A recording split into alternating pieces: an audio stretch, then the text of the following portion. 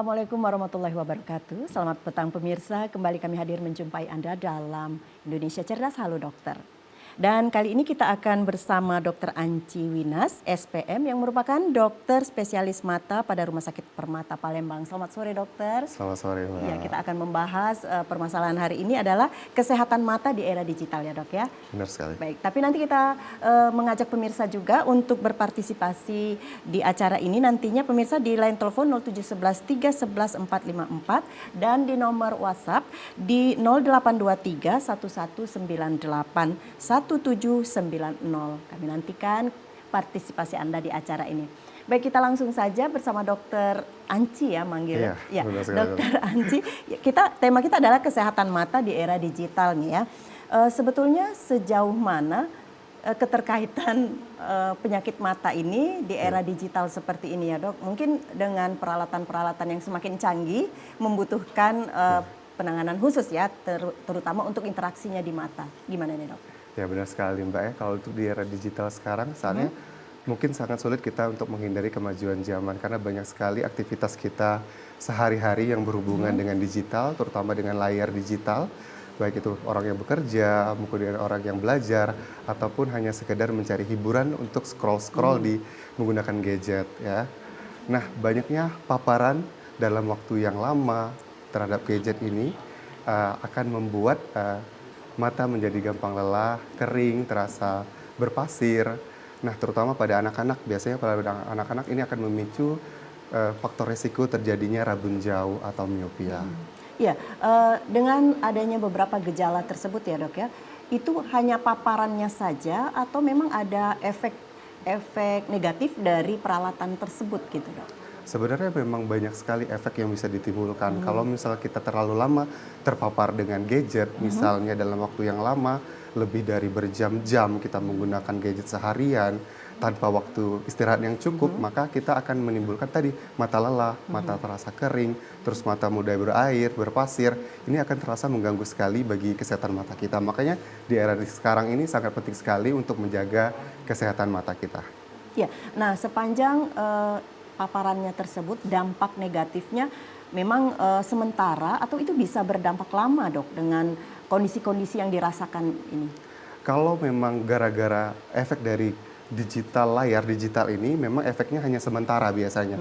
Biasanya itu penglihatan kabur sementara dengan waktu istirahat yang cukup, biasanya penglihatan kita akan kembali normal lagi.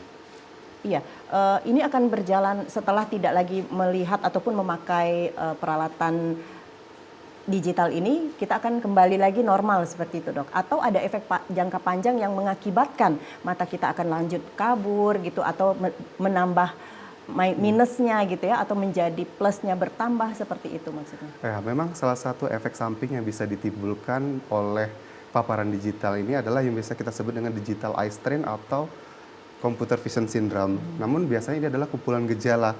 Gejala-gejalanya tadi misalnya matanya lelah, mata terasa kering, berair, atau terasa berpasir, dan penglihatan hilang untuk sementara. Namun ada kondisi-kondisi tertentu mungkin yang perlu kita periksakan lebih lanjut apabila tadi keluhannya menetap. Misalnya kaburnya setelah istirahat ternyata masih kabur. Ini kemungkinan ada penyakit yang lain yang menimbulkan gangguan pada matanya, sehingga perlu dilakukan pemeriksaan lebih lanjut. Ya, mengapa ini menjadi hal penting gitu ya dok ya untuk kesehatan mata akibat paparan dari gadget ini? Gadget maksudnya era digital ini ya. Namun kan kita tidak bisa menghindari nih. Kemajuan zaman terus berputar dan semakin maju dengan menggunakan alat-alat digital, terutama gadget ataupun peralatan yang menggunakan layar digital. Iya, layar digital seperti itu. Benar sekali, di era digital saat ini memang satu sisi dampaknya sangat bagus karena bisa mempermudah pekerjaan kita sehari-hari. Iya, betul. Di satu sisi lain ini dapat berdampak bagi kesehatan mata kita karena kalau kita menggunakan layar digital ini tanpa kurang bijak, dalam artian kita menatap layar terlalu lama tanpa waktu istirahat yang cukup, maka ini akan berdampak bagi kesehatan mata kita. Ya, tadi dokter mengatakan bahwa yang sering mengeluhkan terlalu sering kita menatap layar komputer, layar gadget gitu, itu akan mengakibatkan mata lelah ya dok ya, perih atau berair. Nah ini apakah yang disebut dengan digital eye strain atau computer vision syndrome ini? Ya benar sekali, digital eye strain atau computer vision syndrome ini adalah sekumpulan gejala yang tadi gejala-gejalanya bisa mata lelah, terus pandangannya kabur sesaat, kemudian mata terasa perih dan terasa berair, kemudian ada rasa-rasa berpasir. Ini adalah kumpulan gejala. Biasanya gejala-gejala yang timbul akibat paparan digital atau layar digital, namun biasanya pada saat kita istirahat sesaat, kemudian akan kembali lagi normal misalnya penglihatan kita. Namun apabila penglihatan kita tetap ternyata tetap kabur, maka ini perlu diperiksakan lebih lanjut. Kemungkinan bukan dari computer vision syndrome ataupun digital eye strain ataupun yang lain. Memang gitu. sudah menjadi sudah saatnya mata kita itu bermasalah gitu maksudnya. Bermasalah ya. Cuma dipicu adalah triggernya adalah tadi computer vision syndrome atau gara-gara digital diperberat eye strain. gitu ya dok ya kondisinya memang. Nah sebetulnya apa yang menjadi gejala terbesar apabila kita sering menatap layar komputer dan sebaiknya berapa lama kita bisa menatap layar ini agar mata kita tetap bisa terjaga? Ya baik. Sebenarnya banyak sekali biasanya pasien-pasien yang datang ke poliklinik itu, dokter saya kenapa ya mata saya gampang sekali lelah kayak gitu, mata saya terasa pegal berat kayak gitu. Ini merupakan gejala-gejala yang diakibatkan oleh layaran paparan layar yang terlalu sering biasanya. Mungkin kita menggunakan layar dalam waktu berjam-jam seharian, scroll, mungkin melihat layar tanpa henti, tanpa istirahat, ini dapat memicu terjadinya digital eye strain atau computer vision syndrome tadi. Namun kalau kita menggunakan secara bijak, misalnya setiap 20 menit kita lakukan istirahat, kemudian kita melihat jarak jauh kurang lebih 20 kaki atau setara dengan 6 meter selama 20 detik, ini akan mengurangi resiko-resiko terjadinya computer vision syndrome ataupun digital eye strain tadi. Jadi kita dalam menatap layar komputer atau layar gadget itu ada batasnya ya dok ya, berapa Ada menit, batasnya. kemudian Istirahat diistirahat. sebentar, iya. Ada berapa Kalau menit? kita tuh ada aturannya rules 20-20-20. Jadi artinya di sini setiap 20 menit kita istirahatkan mata kita untuk melihat jarak jauh kurang lebih 20 kaki atau setara 6 meter selama 20 detik. Tadi misalnya kita fokus terhadap gadget selama 20 menit ini, kemudian kita istirahatkan mata kita untuk melihat objek yang jarak jauh kurang lebih 6 meter di hadapan kita selama 20 detik. Ini harus terus kita ulangi. Dan apabila kita menggunakannya berjam-jam, upayakan setiap 1 jam atau 2 jam kita lakukan peregangan supaya otot-otot mata kita rileks, badan-badan kita rileks, karena banyak faktor sekali yang mendukung untuk terjadinya digital eye strain atau computer vision syndrome ini. Nah, dengan zaman sekarang kan ada nih dok istilah layarnya sudah dilapisi radiasi, kaca anti radiasi seperti itu, dan kacamata ada yang anti radiasi. Ada hubungannya kah dok itu? Sebenarnya memang beberapa gadget atau layar itu bisa memancarkan layar radiasi gitu. Ada juga sekarang katanya pakai kacamata anti radiasi. Secara bukti ilmiah itu memang sebelumnya belum ada bukti ilmiah yang menyatakan bahwa penggunaan kacamata anti radiasi atau filter biru biasanya kayak gitu itu dapat mengurangi atau mengurangi gangguan pada mata. Sebenarnya yang lebih penting tadi kita harus menjaga atau membatasi penggunaan gadget tersebut. Misalnya tadi setiap 20 menit kita istirahat atau setiap 2 jam atau 1 jam kita istirahat peregangan, kemudian kita atur pencahayaan yang cukup dalam penggunaan baik di layar handphone atau layar laptop, tablet gitu, kita harus batasi kecerahannya. Begitupun di ruangan, jangan sampai lampu yang di layar kita itu lebih terang daripada di luar ruangan. Kemudian berkedip mungkin karena kita terlalu fokus dengan gadget, biasanya jumlah berkedip kita itu akan berkurang 30-50%. Normalnya kita berkedip itu dalam 1 menit 15-20 kali. Tapi kalau kita fokus itu bisa kurang dari 15 kali. Efeknya apa kepada mata kita? Biasanya kalau mata kita kurang berkedip, maka kelembapan di mata kita akan berkurang. Otomatis mata kita akan menjadi cepat kering, perih, dan tadi terasa berpasir. Atau kalau misalnya gejala yang lebih mungkin lagi itu hilang penglihatan secara mendadak atau untuk sesaat ya. Kembali kalau kita sudah istirahatkan kembali, biasanya penglihatan kita akan kembali lagi. Iya, berarti tergantung dengan diri kita ya dok ya untuk membatasi memandang atau menatap layar itu sebisa mungkin jangan terlalu keras untuk memakai mata kita ini ya gitu ya dok ya. Baik, dikaitkan dengan kondisi sekarang nih dok ya, hampir beberapa sekolah itu sudah menggunakan layar digital untuk KBM gitu ya, Iya, kegiatan belajar mengajar. Nah itu apa memang bisa membantu, betul memang bisa membantu, tapi dikaitkan dengan kesehatan mata bagaimana nih dok? Ya benar sekali. Kita tidak bisa pungkiri di era digital saat ini memang banyak sekali pembelajaran yang dilakukan secara menggunakan tablet atau gadget yang tujuannya ini pasti untuk mempermudah anak-anak dalam proses pembelajaran sehingga proses informasi itu lebih cepat untuk didapat. Nah, yang perlu kita pastikan memang kita harus membatasi penggunaan gadget-gadget ini, bukan berarti kita menghindari. Jadi misalnya anak yang di bawah 2 tahun kalau bisa memang no screen time. Jadi kita batasi penggunaannya pada anak yang di bawah 2 tahun. Kemudian 2 sampai 5 tahun biasanya kita gunakan gadget atau paparan dari layar itu 1 sampai 2 jam per hari. Kalau untuk anak-anak lebih dari 5 tahun biasanya ini kita sesuaikan dengan kebutuhannya. Kalau memang dia di sekolah, saya rasa di sekolah pun enggak yang dari jam 7 pagi sampai jam 12 siang dia terpapar gadget. Dalam artian tadi pasti ada jeda waktu istirahat, namun yang perlu kita edukasi di sini mungkin kepada siswa-siswanya tetap menerapkan rules tadi 20-20. Jadi setiap 20 menit dia terpapar ke gadget untuk istirahat sebentar selama 20 detik untuk melihat objek yang jaraknya kurang lebih 6 meter atau 20 kaki. Jadi memang itu dibenarkan ya dok ya, mungkin cuma penggunaannya tidak terus-menerus ya. Dan tadi dokter mengatakan usia yang pantas ataupun yang cocok untuk menggunakan atau diberikan gadget itu di usia 2 tahunan ya dok ya. Tapi kan sekarang anak-anak tuh kalau jam makan gitu kan, lebih bagus dia lebih fokus justru makannya dipakai dengan alat gadget supaya lebih diam gitu. Iya, jadi dia asik dengan layar kemudian baru bisa tenang untuk makan. Nah, dikaitkan dengan hal itu ada yang bisa dilakukan orang tua selain memberikan gadget dok? Sebenarnya memang kalau kita memberikan gadget pada anak-anak di usia dini, kita ketahui pada anak-anak itu kan penglihatannya masih berkembang. Perkembangan penglihatan anak itu baru matang itu pada usia 6 sampai 7 tahun, itu baru penglihatannya sama kayak orang dewasa. Pada saat kita memberikan gadget di usia kurang dari 5 tahun, 6 tahun, di mana perkembangan penglihatannya masih dalam proses, terus jarak penglihatannya dekat dalam waktu yang lama, maka di sini akan menjadi faktor resiko untuk terjadinya miopia atau rabun jauh pada anak-anak.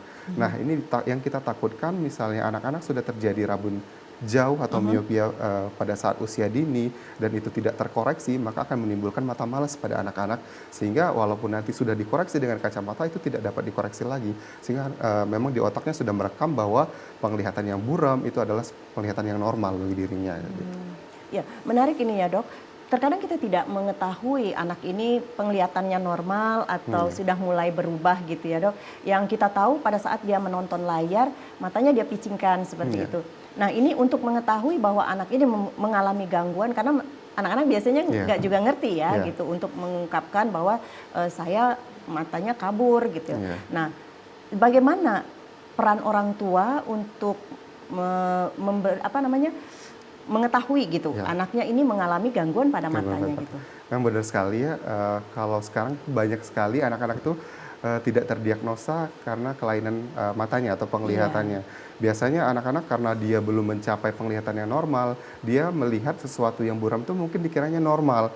Mungkin kita sebagai orang tua lebih aware lagi, lebih perhatian kepada anak-anak. Misal, kebanyakan biasanya anak-anak kalau melihat objek yang jauh, terus kita lihat dia memicingkan atau menyipitkan matanya, kemungkinan besar ini adalah terjadinya gangguan penglihatan pada anak-anak. Dan kita kalau melihat hal ini terjadi pada anak-anak, harus segera kita lakukan pemeriksaan untuk memastikan apakah benar sudah terjadi gangguan penglihatan pada anak-anak. Ya, nah anak-anak itu untuk memakai kacamata, adakah batasan usia yang layak untuk dipakaikan kacamata dok? Atau begitu kita lihat ada kelemahan pada pola dia melihat gitu, kita langsung berikan kacamata gitu? Atau ada range usia yang bisa kita berikan? Tapi nanti dijawabnya ya dok ya, kita simak dulu yang berikut ini. Pemirsa tetaplah bersama kami, Halo Dokter akan segera kembali.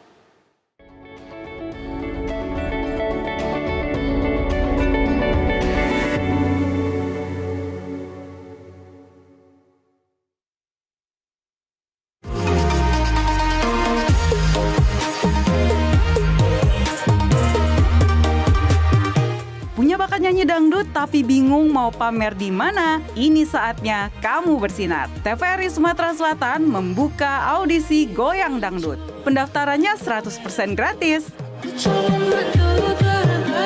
Persyaratannya gampang banget. Pria atau wanita usia 17 hingga 35 tahun, berdomisili di Sumatera Selatan, punya karakter vokal unik dan aksi panggung yang memukau. Datang langsung ke studio TVRI Sumatera Selatan di hari Senin pada jam 3 sore. Dan untuk kamu yang di luar kota Palembang bisa mengirimkan video audisi. Info lebih lanjut hubungi WhatsApp berikut. Jadi tunggu apa lagi? Buktikan kemampuanmu di panggung Goyang Dangdut Sumatera Selatan. Kami tunggu ya!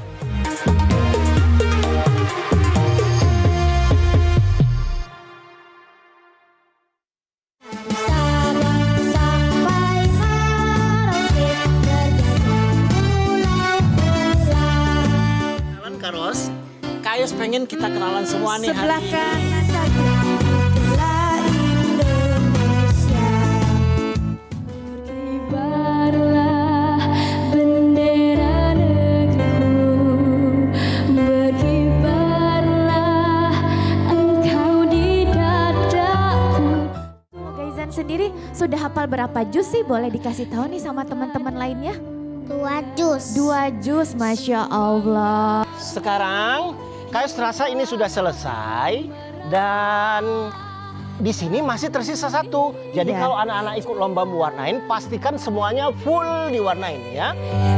Melaraskan keanggunan daku ini.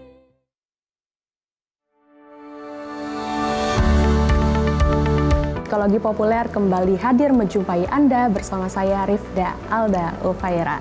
Mengatakan ABK itu cuman hanya fisik ya kebanyakan, tapi secara intelektual itu juga ada yang kategori ABK juga. Kalau masalahnya intelektual dan sosial itu masuk dalam kategori ABK. MPD sendiri ini merasa dirinya itu lebih baik dari orang lain. Toxic relationship itu adalah hubungan di mana salah satu pihak itu tuh ada yang merugikan pihak lainnya. Bahkan bukan cuma satu pihak, kadang kedua belah pihak juga bisa merugikan hubungan tersebut. Generasi gitu ya, itu memang ada perbedaannya. Dalam artian juga kita memiliki perilaku seperti ini gitu ya, atau bisa dikatakan kita memiliki suatu kondisi yang seperti saat ini.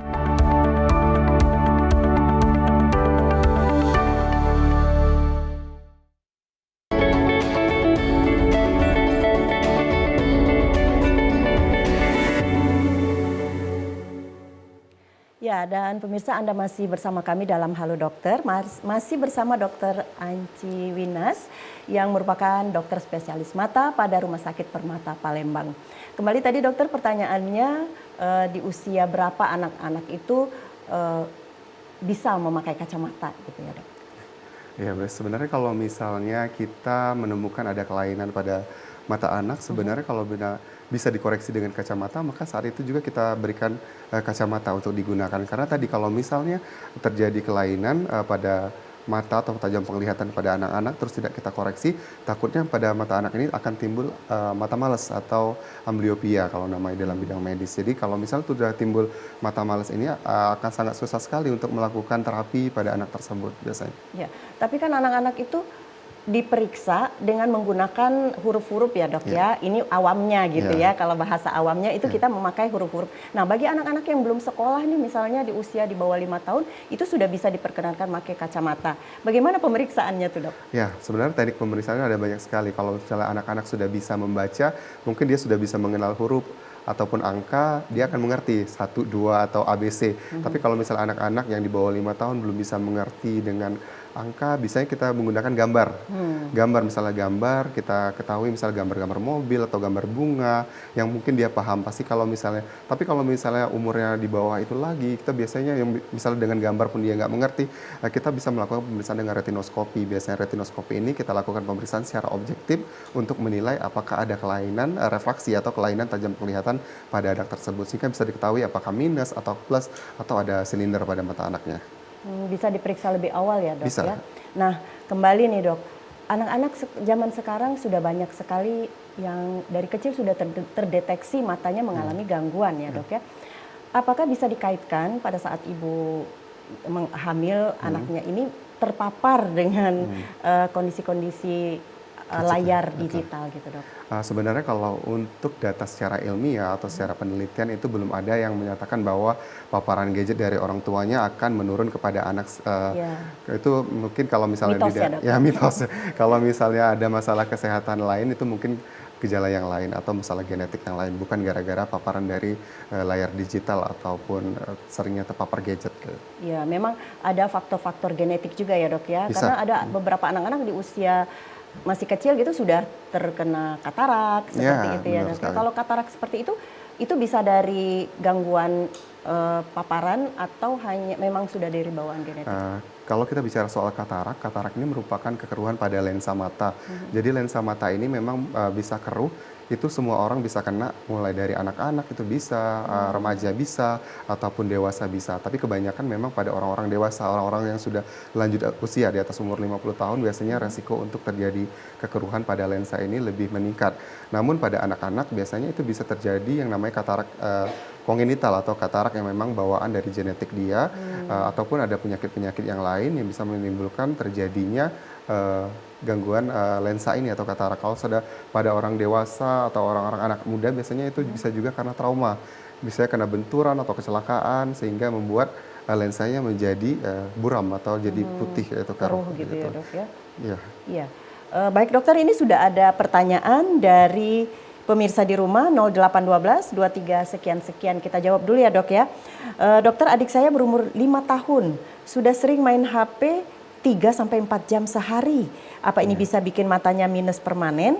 Dan juga gini dok, sebagai kakak, kegiatan apa ya bisa saya ajak ke adik saya supaya dia mau lepas dari HP tapi tetap seru gitu. Benar sekali. Jadi memang kalau misalnya anak-anak dengan usia masih di bawah 5 tahun terpapar gadget dalam waktu yang cukup lama, bisa 3-5 jam sehari, kita kan kalau melihat gadget itu dalam jarak yang dekat sehingga otot-otot mata kita itu ekstra kerjanya, maka di sini akan memicu terjadinya gangguan refraksi.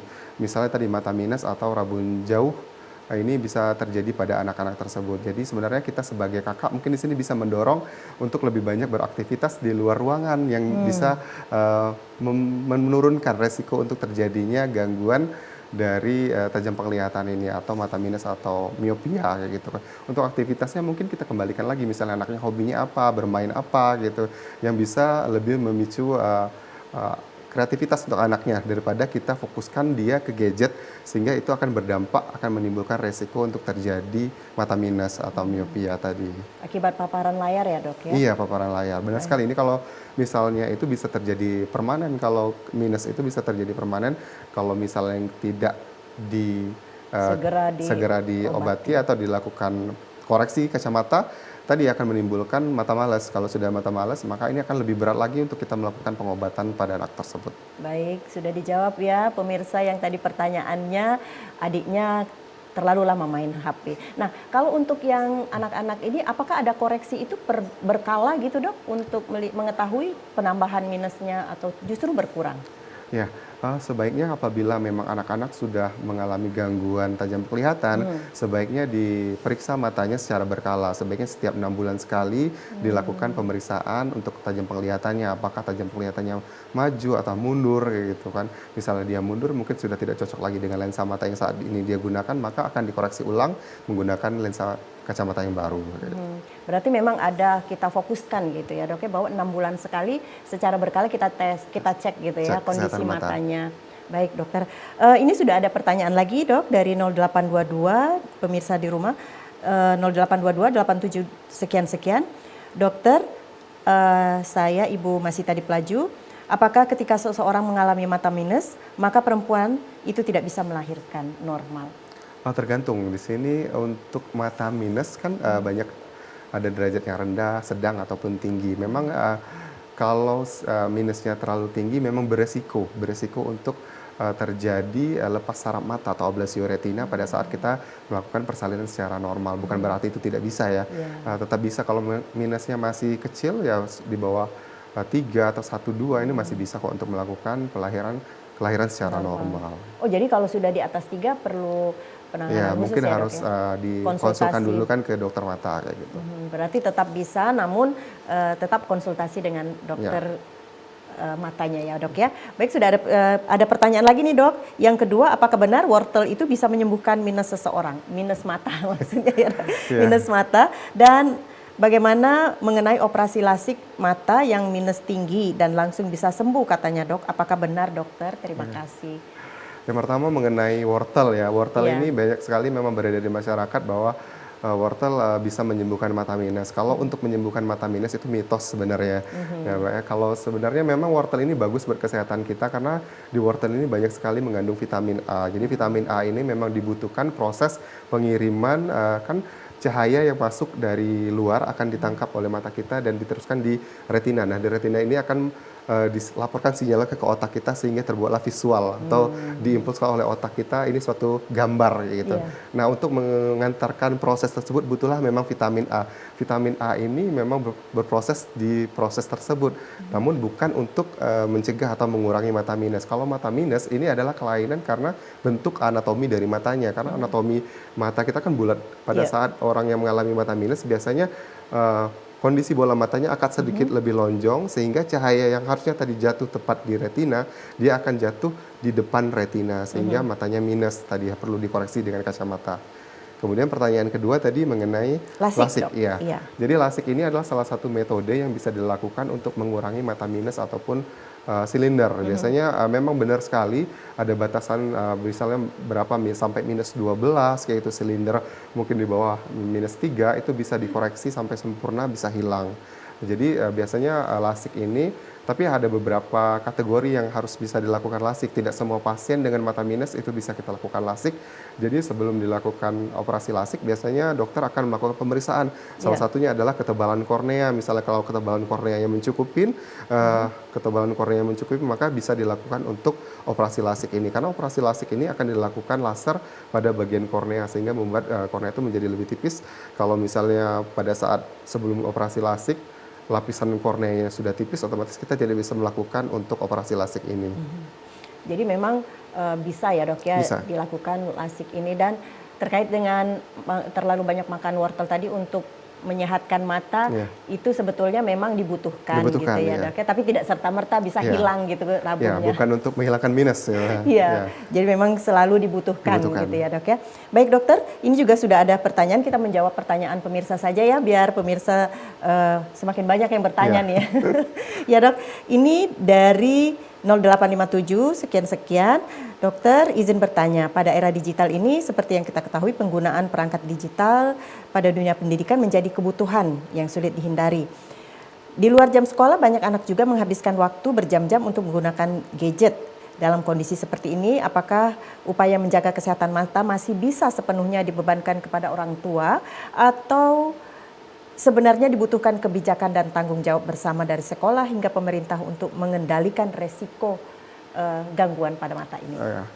Sekarang banyak sekali memang sekolah-sekolah yang menerapkan penggunaan tablet untuk membantu proses belajar. Memang satu sisi ini adalah upaya untuk mempermudah proses pembelajaran, namun di sini kita perlu memperhatikan dari aspek kesehatan matanya.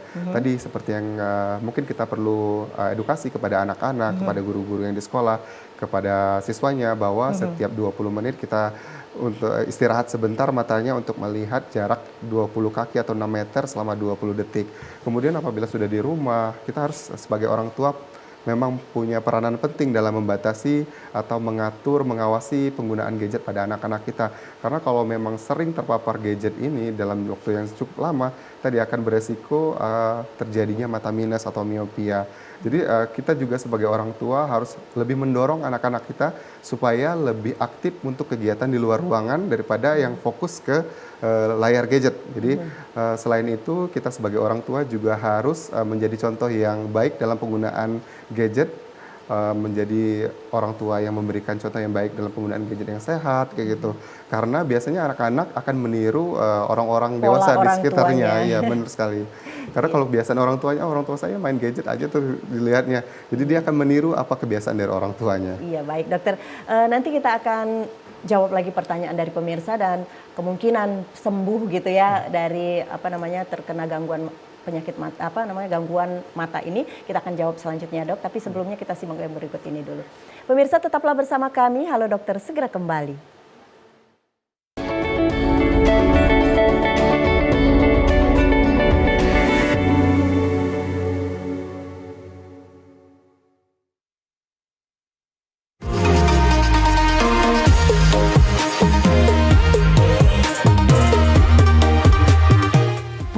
Penyanyi dangdut tapi bingung mau pamer di mana? Ini saatnya kamu bersinar. TVRI Sumatera Selatan membuka audisi Goyang Dangdut. Pendaftarannya 100% gratis. Persyaratannya gampang banget. Pria atau wanita usia 17 hingga 35 tahun, berdomisili di Sumatera Selatan, punya karakter vokal unik dan aksi panggung yang memukau. Datang langsung ke studio TVRI Sumatera Selatan di hari Senin pada jam 3 sore, dan untuk kamu yang di luar kota Palembang bisa mengirimkan video audisi. Info lebih lanjut hubungi WhatsApp berikut. Jadi, tunggu apa lagi? Buktikan kemampuanmu di panggung Goyang Dangdut Sumatera Selatan. Kami tunggu ya!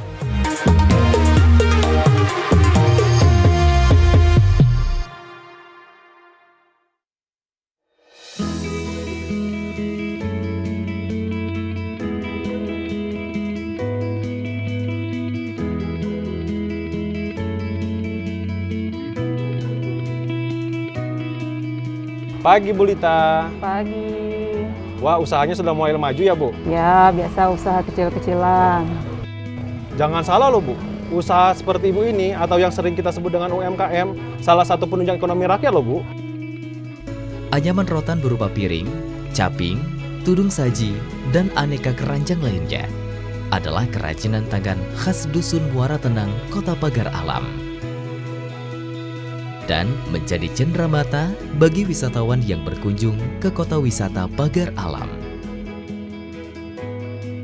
Industri kecil ini ditekuni masyarakat secara turun-temurun. Ada 95 UMKM anyaman rotan yang tersebar. 235 orang tenaga kerja terserap dengan nilai investasi Rp674.300.000. Bu, saya beli ini ya, tolong dibantu hitung, tapi jangan mahal-mahal loh Bu. Katanya Bapak mau membantu UMKM, kok nawar? Namanya juga pembeli, nawar boleh dong Bu.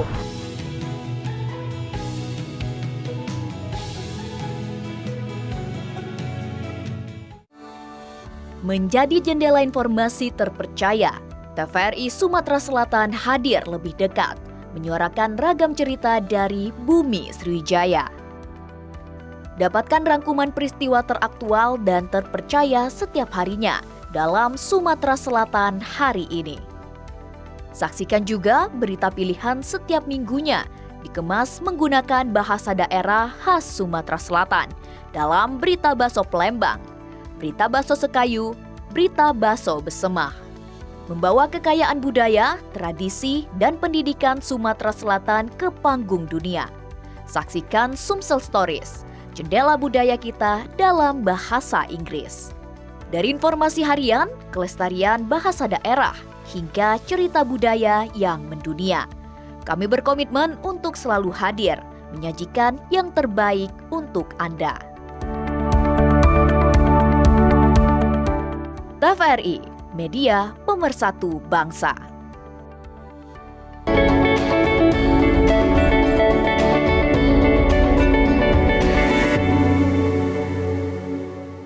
Pemirsa, Anda masih bersama kami dalam Halo Dokter dengan tema kesehatan mata di era digital. Masih bersama Dr. Anci Winas ya Dok ya, SPM, spesialis mata di Rumah Sakit Permata Palembang.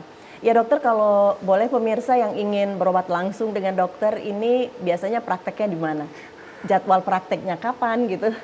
Nah, untuk saat ini saya berpraktik di Rumah Sakit Permata Palembang setiap hari Rabu, Kamis, Jumat, dan Sabtu. Untuk Rabu sampai hari Jumat saya praktek mulai dari jam 8 sampai jam 3 sore. Di hari Sabtu tadi jam 8 pagi sampai jam 2 sore. Dari hari Rabu, Kamis, Jumat, Sabtu gitu. Ya. Dan selain di Permata ada lagi? Ada lagi juga, saya di luar daerah, kalau Senin Selasanya di luar daerah. Oh, di luar daerah. Dan mungkin ada medsosnya dokter yang bisa di-follow sama pemirsa di rumah gitu ya. IG-nya gitu seperti itu misalnya. Untuk Instagram saya sama dengan nama saya Anci Winas, tapi kalau misalnya pakai ini @anwinas biasanya gitu. Oh, gitu ya. Pemirsa di rumah bagi yang ingin berobat dengan dokter Anci bisa langsung dengan jam-jam praktek dan jadwal praktek yang sudah disebutkan oleh dokternya tadi ya. Dan juga ada Instagramnya juga yang bisa di-follow gitu. Ya dokter, kita kembali ke layar, ini sudah ada slide gitu ya. Bisa dijelaskan dok? Ya, ini adalah merupakan salah satu promo yang ada di Rumah Sakit Permata saat ini. Memang situ kita melakukan promo untuk medical check up, pemeriksaan mata. Di sini ada beberapa pemeriksaan mulai dari konsultasi ke dokter, kemudian pemeriksaan visus, kemudian pemeriksaan slit lamp, tonometri atau tekanan bola mata. Jadi ini adalah paket-paket yang kita tawarkan untuk dilakukan pemeriksaan di Rumah Sakit Permata saat ini. Bisa dilakukan ya dok? Iya, bisa Baik. kita lakukan. Baik dokter, semoga pemirsa di rumah bisa memanfaatkan waktu promo ini ya dok ya. Kembali kita mengajak pemirsa juga untuk berpartisipasi di line telepon 0711 311 454 atau di nomor WA di 0823 1198 1790. Kembali kita kepada dokter. Dokter, tadi keterkaitannya ada pertanyaan juga ini.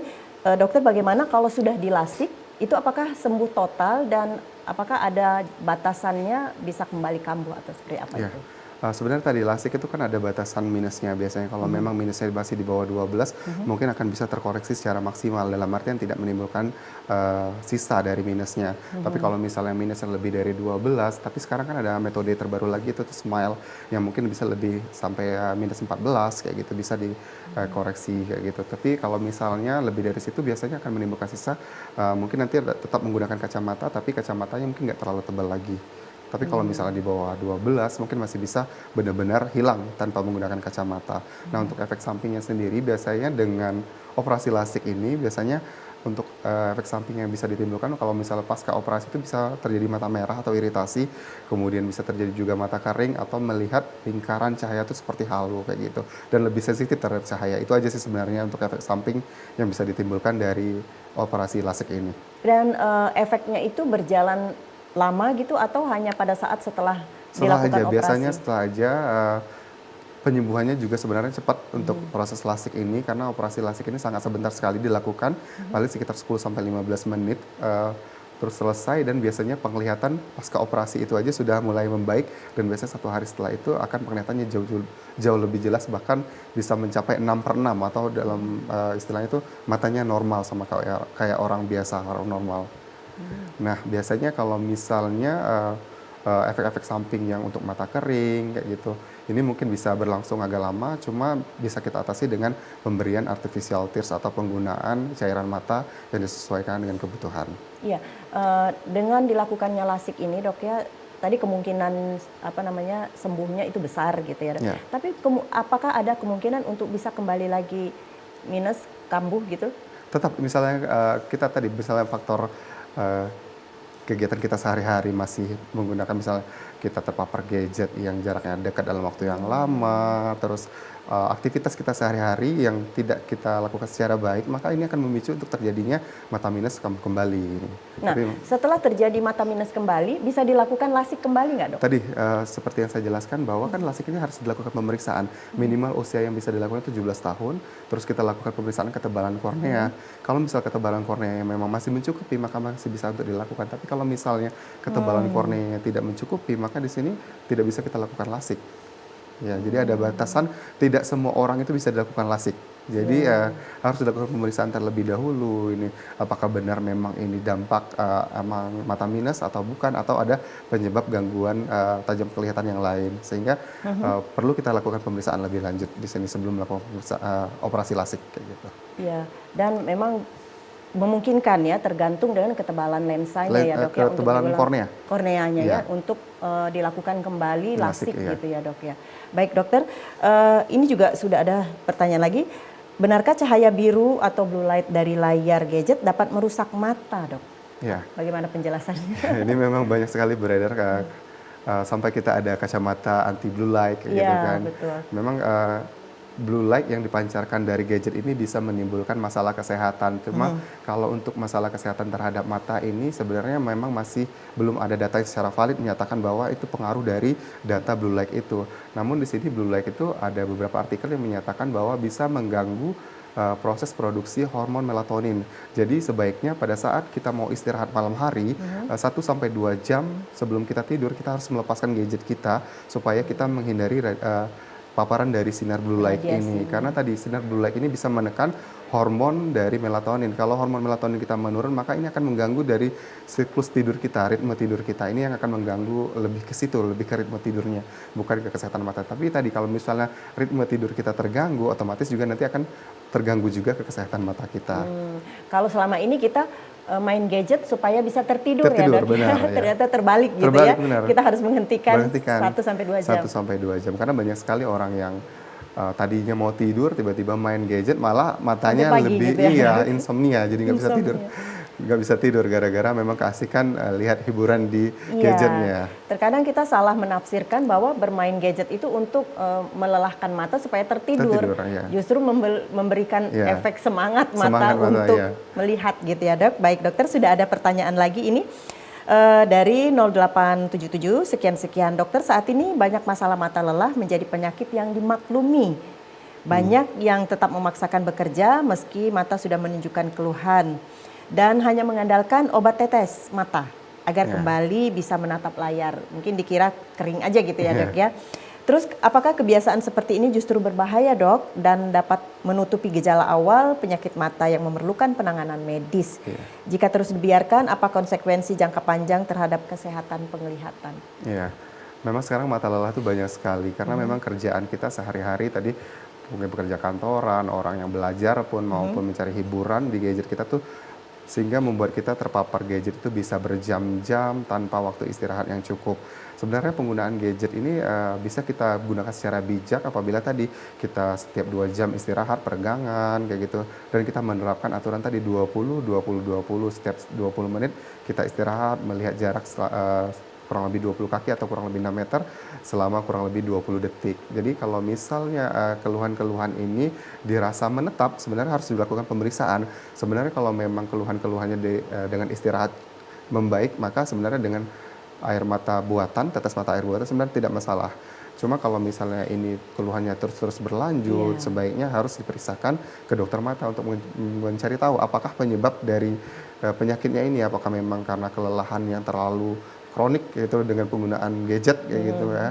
Maka perlu dibatasi penggunaan gadgetnya. Iya, memang kita harus paham betul ya dok ya, maksudnya ini pengaruh gadget ini atau memang ada penyakit lain seperti itu ya dok ya. Dan biasanya di awal bisa kita pahami gitu ini penyakit karena pengaruh dari layar, itu bisa mual gitu ya dok ya, pusing, itu masih dalam batas-batas normal gangguan. Biasanya gejala-gejala mata digital eye strain tadi atau computer vision syndrome ini biasanya orang akan mengalami kelelahan pada mata, misalnya oh dok mata saya kok terasa pegel gitu, terasa perih, terasa berpasir, atau saya kalau menatap layar dalam waktu yang cukup lama tiba-tiba penglihatannya terasa kabur, tapi setelah saya istirahatkan kembali normal lagi kayak gitu.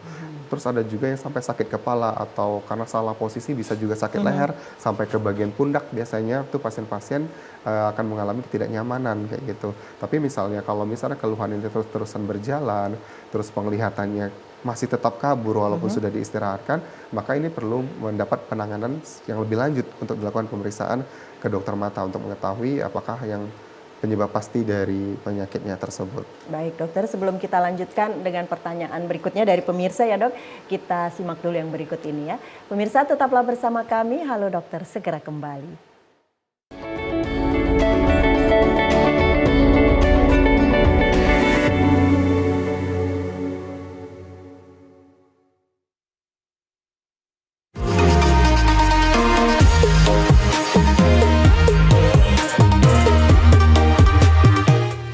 Nyanyi dangdut tapi bingung mau pamer di mana? Ini saatnya kamu bersinar. TVRI Sumatera Selatan membuka audisi Goyang Dangdut. Pendaftarannya 100% gratis.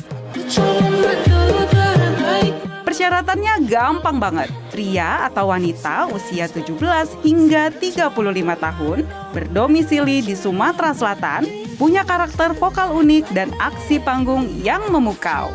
Datang langsung ke studio TVRI Sumatera Selatan di hari Senin pada jam 3 sore, dan untuk kamu yang di luar kota Palembang bisa mengirimkan video audisi. Info lebih lanjut hubungi WhatsApp berikut. Jadi tunggu apa lagi? Buktikan kemampuanmu di panggung Goyang Dangdut Sumatera Selatan. Kami tunggu ya.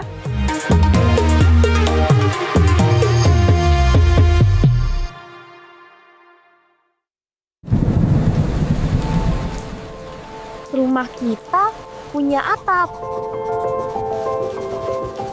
Biar hujan nggak masuk. Kata ibu, bumi juga punya atap. Hutan yang berfungsi nahan air.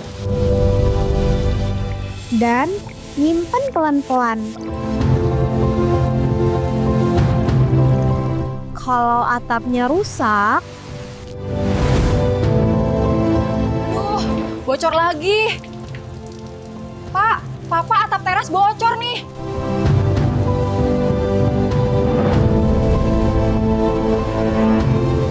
kayak gini kalau hutannya hilang.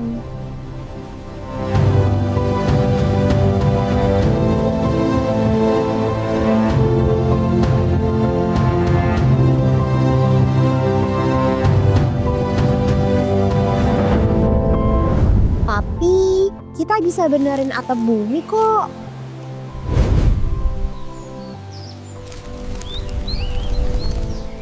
Nadia, sudah malam. Yuk tidur, Nak. Biar kita bisa tidur tenang.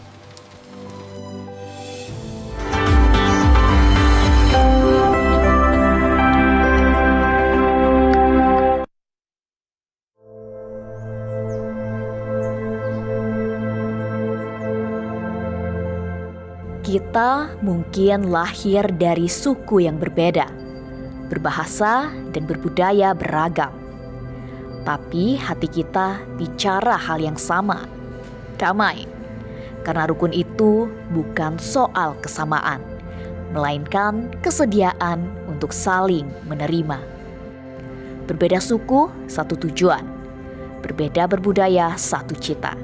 Sebab Indonesia tidak dibangun karena keseragaman, melainkan karena semangat untuk hidup rukun dalam keberagaman.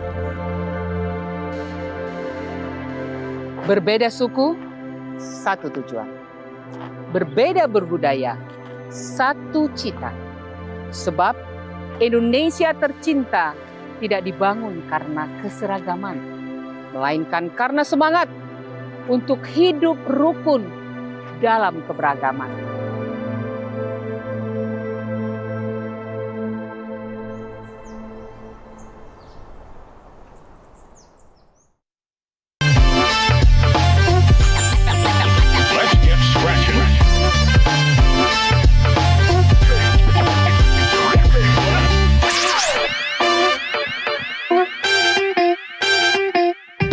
Hello and welcome to Sumsel Stories.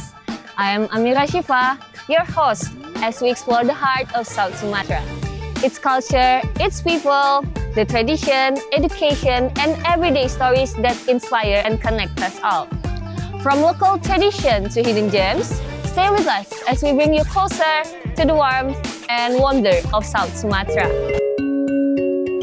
Suji Lake is located at Lembak Village, Lembak Subdistrict, Muara Enim Regency, with a distance around 80 kilometers from Palembang. Since their occupation of Palembang's region on 14th of February 1942, Japan soldiers expanded their colonization to Karang Endah, Prabu Muli, and towards Lampung.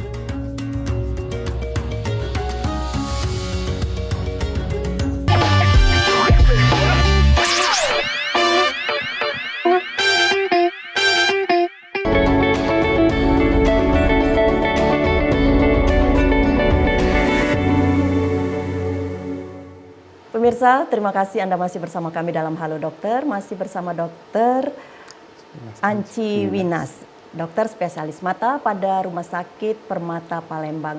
Baik dokter, kembali kita dengan pertanyaan-pertanyaan pemirsa ya. Kayaknya sudah mulai banyak ini. Ini ada pertanyaan lagi nih dok dari 0822 sekian. Dokter mau bertanya, apakah ketika seseorang yang memiliki gen rabun sekeluarga, maksudnya mata minus ya mungkin ya dok ya, apakah anaknya juga akan menjadi rabun? Dan apakah sebenarnya rabun itu sembuh dengan obat dan obat hanya bisa menahan minus agar tidak bertambah? Dan apakah kalau dilepas pasang kacamata dapat menambah minus? Terima kasih dokter, silakan dijawab. Ya, baik. Kalau misalnya di keluarga memang ada yang minus genetiknya memang ada keturunan tersebut, maka anaknya akan beresiko lebih tinggi untuk terjadi mata minus. Ya. Jadi mata minus ini memang salah satunya itu karena genetik, selain dari faktor lingkungan, mungkin tadi terpapar gadget, tapi di sini peranan genetik itu memiliki peranan yang sangat penting. Nah, kemudian apabila kita sudah mendapat atau gangguan genetik dari mata minus ini, kemudian dikoreksi dengan kacamata, biasanya penglihatannya akan lebih baik kayak gitu. Cuman apakah akan hilang dengan penggunaan obat-obatan? Sebenarnya nggak ada obat-obatan yang bisa menghilangkan mata minus tersebut kalau memang kelainannya karena mata minus. Karena tadi mata minus ini karena kelainan dari anatomi matanya. Biasanya anatomi matanya itu lebih lonjong sehingga cahaya yang jatuh itu berada di depan retina atau depan saraf mata. Nah, pada saat kita penggunaan kacamata dengan dibantu kacamata, maka cahaya yang tadi jatuh di depan akan tepat jatuh di saraf mata, sehingga bisa divisualkan itu jauh lebih jelas. Kemudian tadi penggunaan Penggunaan kacamata yang dilepas dipasang, apakah lepas bisa pasang, memperparah ya. gitu? Penggunaan kacamata lepas pasang ini jelas bisa memperparah karena tadi kalau kita lama tidak menggunakan kacamata, biasanya dalam waktu tertentu akan minusnya bertambah atau silindernya akan bertambah. Jadi kacamata kalau memang sudah terdiagnosa minus, maka sebaiknya kita edukasi kepada pasien biasanya untuk tetap menggunakan kacamata. Biasanya kalaupun dilepas, biasanya dilepas pada saat tidur ataupun pada saat mandi. Selebihnya beraktivitas sehari-hari, kalau bisa ini dipakai supaya untuk membantu kegiatan sehari-harinya. Jadi memang harus rutin ya dok ya, nggak bisa kita terlalu lama dilepas daripada dipakai ya untuk pengobatan gitu. Baik dokter, ini sudah ada pertanyaan juga. Dok, apakah perbedaan mata minus, plus, dan silinder itu seperti apa dok pencegahannya?